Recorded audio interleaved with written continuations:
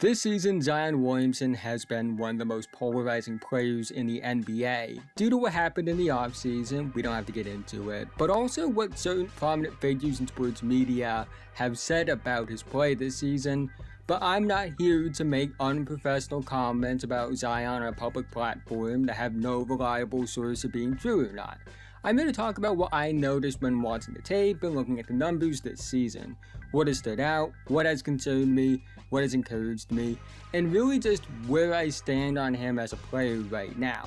But quickly before we go any further, if you're new and like basketball, I'd really appreciate if you would like, subscribe, and hit the notification bell to be notified whenever I release a video. I make videos about basketball all the time, and liking and subscribing are the two best ways can help me out in the YouTube algorithm, help support the channel, and help me reach my goal of 10,000 subscribers by the end of the season.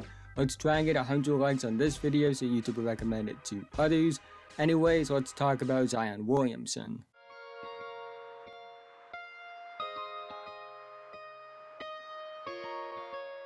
This season, Zion is averaging 22.9 points per game, 5.6 rebounds per game, and 4.7 assists per game on 58.4, 33.3, 65.8 splits, and a 61.5 true shooting percentage, second lowest point per game average and field goal percentage of his career, and career lows in 2-point percentage, effective field goal percentage, free throw percentage, and true shooting percentage. When watching him play, the one thing that really concerns me is the motor. He's not in shape right now and doesn't look like the athlete he has in the past, but I'm not worried about those things as much because even at 65 to 70% of what he could be as an athlete, Zion is still a freak athlete in terms of strength and movement skills. And in terms of being in shape, he's dealt with a lot of injuries and a lot of rehab, so him having to play himself back into shape makes a lot of sense. I don't know if he will ever get back to what he was athletically at Duke or early on in his NBA career, but I think that side of it is being a bit overblown. Why the motor concerns me is about how up and down it's been. He's had dominant games, but also has had a lot of moments on tape he's not as aggressive or dominant as you would want him to be. Given how gifted he is as a player, 10 points on only 8 field goal attempts, 12 points on only 9 field goal attempts, and 13 points on only 8 field goal attempts are just far below the standard. And combine that with all the moments where he just doesn't assert himself the way he should on tape, even in games he's been really good, it is a valid criticism because even with being out of shape compared to what we know the best version of him is, he's still physically and athletically gifted enough to be a consistent dominant force and not bloat and go through the motions as much as he has this season. However, regardless of any criticism, whether it's valid or not, he's still been really good this season. And honestly, the way he's talked about doesn't fully line up with the quality of play he's produced so far this season. Zion is still one of the most dominant paint scorers in the NBA. He's shooting 65.8% at the rim on 11.8 attempts per game. He's in the 99th percentile in rim volume, and he's tied with Joel Embiid for the second highest rim field goal percentage among the 4 players in the 99th percentile in rim volume. Is he as athletic as he's been in the past? No. But he's still a great athlete, which really speaks to how generational his athleticism is. Because this version of Zion is about 70% of what he could be as an athlete, and he's still more athletic than about 90% of the league at least, and he's still stronger than everyone else. Even with the athleticism not being up to standard, defenses know he's going to try and score in the paint. They still can't stop him at the rim because he's just that strong and physical. On top of that, he's also very skilled, great handle, great footwork, great touch. It's not just his athleticism that makes him a great rim pressure threat. He's also been an incredible playmaker, which is an area that's always been overshadowed by his dunks and athletic highlights throughout his career. But the playmaking has always been a positive trait in his game. He's a high field player, he has the handle and skill as a passer, he has really good vision, he has the scoring gravity you look for in somebody that can be a focused playmaker. He naturally creates advantages for those around him because He's just that dominant of a player. Even this version of Zion is still dominant enough to consistently create opportunities that are advantages for those around him, and for the most part, he capitalizes on those advantages. He's unselfish, almost to a fault at times. He makes good reads. He's incredible in transition as a passer. He can make plays at speeds and levels others just can't because of how athletic and high feel of a player he is compared to his competition. This is just another reason why Zion is a generational talent. He's more than a dunker, and his playmaking is a big reason for that. Zion Williamson has been underwhelming this season. I do believe that is true. But the fact that what he's been this season can be viewed as disappointing speaks to how talented of a player he is.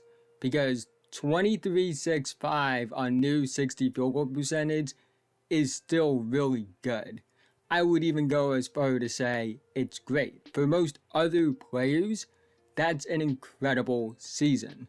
But for Zion, that's below the standard, which speaks to how high the standard is for him because he's that special of a talent. In the past, we have seen him be more than just really good like he's been this season.